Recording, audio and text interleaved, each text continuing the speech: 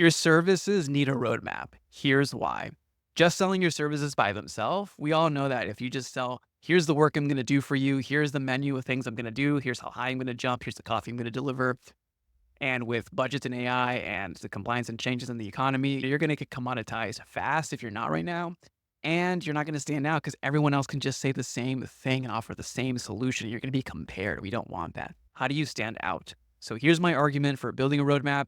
This is some of the processes that I develop with clients to develop their roadmaps. And these are the benefits that I think of having a roadmap. And a roadmap is not just like, here's our how-to process to get results. It's an experience from the client facing side of working with you.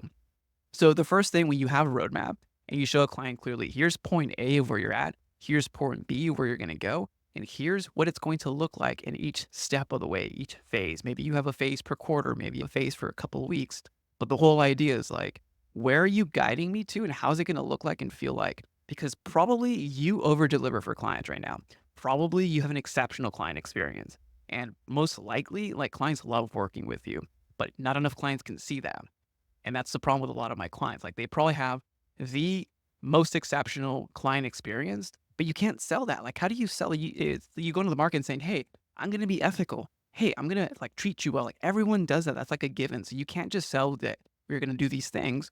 You have to sell the roadmap because when you have a roadmap and you anchor it towards an outcome, you anchor it towards the results that they could potentially get by working with you through case studies, testimonials, reports, like whatever you can do to measure success with other clients and you can publicly share, then you're anchoring the success of working with you, not of just you as a person. If you're doing founder-led sales, you want to get out of it, but also to the roadmap, to the team, to the experience. And when you anchor the results and the outcome to the roadmap itself, it builds confidence. And that's the only thing that really sells, selling the confidence. So a few things that this allows you to do when you sell the confidence, one, it does allow you to step away from founder-led sales if you want to do that. I don't always recommend doing that. If you have a salesperson there, it's still good to build a rapport with that person and yourself as a client. But also looking at it from the client's experience, they're always looking at, okay, where's the risk here? Where's the risk either in the payments? Where's the risk in the experience that I'm going to have? Where's the risk that this actually might fail? And depending on your industry, some of the failure rates might be very high, like might be common, more than 15, 30% of failure rates of working with your type of company, your industry again. I don't know what industry you're in. I did research for one of my clients, and usually the fail rate is 60 to 80% for some of the work that they do. So the key thing to look at is how do you look at the experience from the client and how are you selling the confidence in the roadmap and anchoring that towards a result?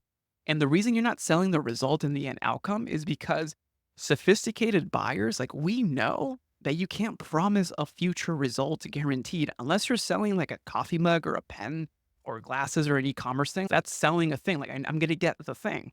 But for a service that's intangible and most likely in bits, like I'm getting it through pixels and the screen, I'm not actually feeling the service or touching it. Like you can't sell the end outcome, but you can anchor the roadmap to the end outcome and you can sell the confidence of how you're going to approach and how you're going to deliver that experience to your clients. Look at your competition right now. A lot of the competition is saying the exact same thing. You're probably looking just like the competition, but you can be bold. And this is the one of the points that I want to make.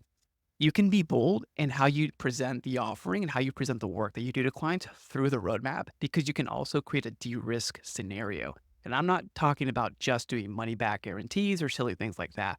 Like, how do you frame working with you as less risky as working with someone else? Like, how do we reframe this in our sales process, in our marketing, in our onboarding, that actually not working with us because of the IP, the access, the technology that we have is actually riskier. If you go somewhere else, you're going to get burned and lose time. That's typically the case, like 60 to 80% failure rates and thousands, hundreds of thousands of dollars and months of wasted time. How do you reframe your offering, your go to market, and you position that with the roadmap that, hey, it's actually less riskier. That's a way of doing it. I'm saying that's the only way of to work with you than without you. So when you have the roadmap, one, it allows you to anchor to the outcome. So you don't just sound like, hey, I can do this outcome for you. Everyone else is making those promises, but we know that they're not always 100% legit. And number two, you're also allowing opportunities to de-risk working with you. So in my opinion, that is the argument for why you should have a roadmap. Consider creating a roadmap. And it's not just like a checklist of here's how we get results for client. It's a checklist of how you're going to create the experience for the marketing, sales, onboarding, client fulfillment, and even possibly how you reward and compensate for bonuses for your team to fulfill those milestones in the roadmap. So that's the power of a roadmap.